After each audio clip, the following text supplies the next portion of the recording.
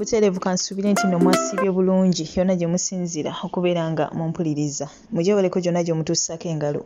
Basasirako mwenna bayita mu bizibu eby'enjawulo, basanyukirako mmwe abatuuse ku buwanguzi. Mwabakoze amazaalibwa olunaku olwaleero, mbagaliza amazaalibwa amalungi ag'essanyu. Mwabafiiriddwako abantu bammwe ensemyo gy'abagenzi. Katonda agiwummuze emirembe, agiramuze ekisagumye emitima, abaka ab'eŋŋanda ssaako ate n'ab'emikwano.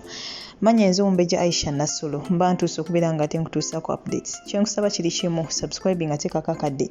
Oleme okubeera nga ate omissinga out mukwano gwange yeese. Naye nga amawulire agaliwo ga nnaku nnyo nnyini ddala ag'okubeera nga bambi Honorable Segirinya Muhammad bw'atyo munnange addusiddwa mu ddwaliro ng'embeera si nnyangu n'akamu n'akeddagala. Era bw'atyo ali wali ate mu ddwaliro lya Uganda Maternity Hospital e Lubaga. Ono ekimuluma nno munnange kiva mu lubuto. Olubuto lulimu amabwa ag'ettabbu. Amabwa amanene nga munnange naawe olaba akatambi ako. Era bwe batyo bamukozeko endoscopy. Ekyo kye basanze nga alina amabwa. Tumuteekeko omusaala asobole okubeera nga ate assuuka bambi naye nga si byangu n'akamu n'akeddagala. Jjukira y'ono omu ku ba MPs be tulina mu Uganda abasitukiramu mu mbeera nga bawulidde nti waliwo omuntu wali obubi. Y'omu ku ba MPs abatono be tulina munnange abatuukiriza obuvunaanyizibwa bwabwe. Weewuunye abadde yakava mu kkomera naye era asobodde okubeera nga adduukirira abantu ab'enjawulo be yasobodde okubeera nga ategerako nga bambi bayisibwa mu mbeera etali nnyangu. Ne we yali tannagenda mu kkomera yagezaako okubeera nga akola emirimu abantu abamu abamaze emyaka mu paliyamenti gye batasobola kubeera nga ate bakola, wabula ye n'agikola mu kaseera akatono ddala. N'addukirira abantu ssekinnoomu munnange n'abatuusangako obuyambi obw'enjawulo. Kati nno munnange tumusabira Mungu asobole okubeera nga ate amususa. Abantu we bati mu Uganda tubeetaagisa kubanga ekituufu kiri nti abantu bali bubi. Tumwagaliza ate bambi asobole okubeera nga assuuka ne famire ye emwetaaga Honorable Segirinya Muhammad. So nga ate ebyo tubitadde ku bbali. Munnange waliwo Kadaama eyavuddeyo olunaku lw'eggulo bw'atyo n'atutegeeza nga wali olubuto lwa mukama we. Bwe mukama we yamugwako kiyiifuyiifu bw'atyo munnange n'amukwata era munnange mbu n'amufunisa n'olubuto nga naawe akatambi ako kalaba mukwano gwange ku screen yo. Bangi nnyo bavuddeyo ne boogera ebintu eby'enjawulo era nga twamunakuwaliddeko omwana muwala ono kubanga mu butuufu ffenna twategereddewo ki ekigenda okuddako eri obulamu bwe. Ndowooza ffenna tumanye ebituukawo singa okira ku makya n'ofuna olubuto mu mukama wo. Tetufuddeyo oba olufunye kyeyagalire oba bakukutte bukwasi. Abaana abasinga babatta bussi kasita bamanya nti munnaye wafunye olubuto mu bba wange oba mu mwana wange bakutta bussi. Kati nno omwana muwala ono ye yavuddeyo ng'alagira ddala nti n'olubuto munnange lukulidde ddala. Era bangi ne tumusaasira.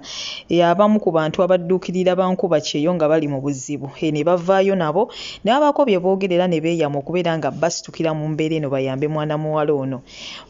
Wabula to our disappointment ate olunaku olwaleero mwana muwala y'omu ng'amannya ge ye Letisha yakozesezza omukutu gwe gumu gwe yakozesezza nga munnange atutegeeza nga waali olubuto. Era bw'atyo ku mulundi guno n'agukozesa ng'ate munnange yeetonda ng'atutegeeza nga munnange bwe tulina okumusonyiwa ebyo tebyabadde bituufu. Kale nno bannange awo abantu we bakusoberera. Mu butuufu Bakadaama kinene ekintu abamu bakisussiza kugamba balemesa bannaabwe okubeera nga bafuna obuyambi mu myaka egiyise oba mu myezi egiyise emitonotono. Naye ndowooza myaka egiyise Bakadaama baali basusse okubeera nga beebika. Oli n'avaayo bannange nfudde bikisimanga biki bagenda kunzita. Tugenda obbizuula nga yabadde mu komedi. Oli n'avaayo ne beeteesa ne munno oli n'amubika. Wayitawo ennaku ntono ng'ate oli avaayo nti bannaye nze ndi munamusima nawulidde bambika. Kugamba ebintu ntunga ebyo. Oli ne yeefuula nti baamukoze bubi nnyo baamukoze bino nabiri. Tugenda obbizuula nga si bituufu. Kati bannange omwana ng'ono yavuddeyo n'atulagira ddala n'olubuto nga lukuze. Ate essaawa eno wavaayo ng'agamba nti byabadde bya bulimba ng'ate alaga si mukake wabula ye kennyini ali mu kwetondera ka video ye kennyini ke yavuddeyo n'akola. Bannange bulwa bikolwa like tubeera nnyawo nga tetulina nnyo byakukola kwe kusalawo tukole ebintu nga bino kuba ekituufu kiri nti gwe embeera gy'olimu gy'ozannyiramu essaawa eyo waliwo munno agiyitamu. Teweesabiranga kintu kitannakutuukako munnange. Abo abakiyitamu baali bo tebakyesabira naye woba okyagala kisobola okubeera nga ate kikutuukako. Tewali nsonga lwaki oba ovaayo ne weetuuma ekintu ekitakutuuseeko naddala ekintu nga kibi. ndi lubuto lwa mukama wange sibanga bangambye bagenda kunzita waliwo omwana yavayo n'atema emiranga emiyitirivu nga yalaga bagenda mutta wayitawo ennaku ntono navayo nagaba bannange munsonyiwe nabadde nnimba can you imagine so banaye tulekerawo okubeera nga tuzannyira mu bintu nga bino tumalamu abantu abalala bavaayo okuyamba abaana bali mu buzibu bw'amaanyi nti tujja kuwulira omwana lumu ng'akaaba ng'ekituufu ali mu buzibu naye being nti tubadde used ne bino ebintu by'okutubuzaabuza okutuzannyira ku mitwe tetujja kuvaayo kubanga munaye tujja kumanya oba oli awo n'oyo naye akola ki alimba so bannange twebereremu mu bintu nga bino ngenda kuba nkulekerako obutambi buno kankusibula essaawa eno yennyini toseetuka subscribe nga gwe ate nabateekako akadde oleme okubeera nga ate omissing out updates. Goodbye for now. Nange ongera okunsabira ennaku zino bbiri mbadde temumpuliriza nga siri bulungi nga mu lubuto mpulira nfa era bakunkolako endosikope ebakizuula nga mu lubuto nyinamu amagwa olwola bakana akeeru amagwa manene nnyo geetaaga specialized medication so mwongere okunsabira kyamwalala kiri simanyi nakumanya naye embeera bwetyo bweri so mwongere okunsabira naye nga ntereera buli lukya wabaawo ekirwadde ekirala ekinzingako embeera mweri naye nga endosikope si yakusaaga naye amagwa gano go geetaaga gyebaleko gwandaba era mpuliriza laba vidiyo ya muganda waffe ono njagala ogintambulize owulirize bulungi ebigambo byange kadi weetinge katambuze ku Facebook ku TikTok njagala okatambuze bulungi munnaffe ono yafuna obuzibu ng'eraba owulira mu ddoboozi lye ettonotono afuna obuzibu omwami wawaka oba omwana wawaka n'amukozesa n'afuna obuzibu baganda bange kigambo okufuna lubuto essaawa zino mu Saudi Arabia kigambo kyakalubye era kizitoyeemu tebikyalinga ebyaluli nti ne bwofuna nedda ebintu bikalubamu buli kaseera buli ddakiika kati nno omukyalo ono yafuna olubuto nga bw'olulaba era nga bw'alukulagaawo lugezze kitegeeza lulabika ekindeesa okuba nga njogera ku nsonga eno nti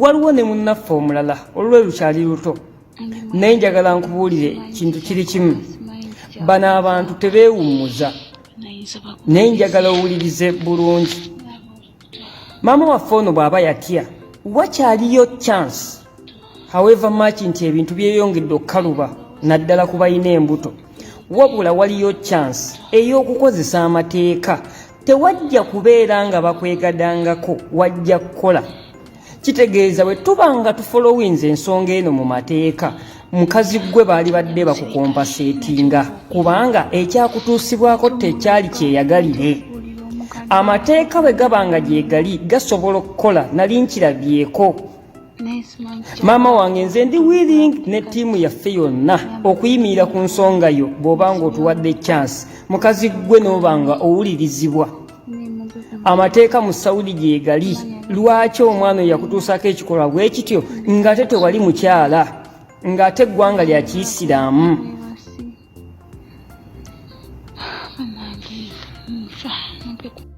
ntwala okwetonda kwange eri vidiyo eri ku social medias eri mu kutrendingayo omuwala alaga nti naalina olubuto vidiyo eyo si ntuufu era ntwala okwetonda kwange eri buli muntu eyalabye vidiyo eyo n'okusingira ddala abantu abalwanirira eddembe ly'abantu bakyeyo omuli Mr. Amonge Henry Namifahim Akadama Voice Mr. Mawanda n'abalala bonna ababadde beewaddeyo okulaba nga bataasa obulamu bwange naye vidiyo eyo si ntuufu era ntwala okwitonda buli muntu yenna yerabye vidiyo eyo mbasaba munsonyiwe vidiyo si ntuufu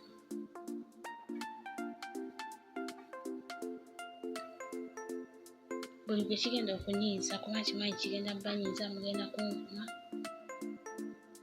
naye sifuddeeyo sigala mbasaba ekintu kimu munsonyiwe mwenna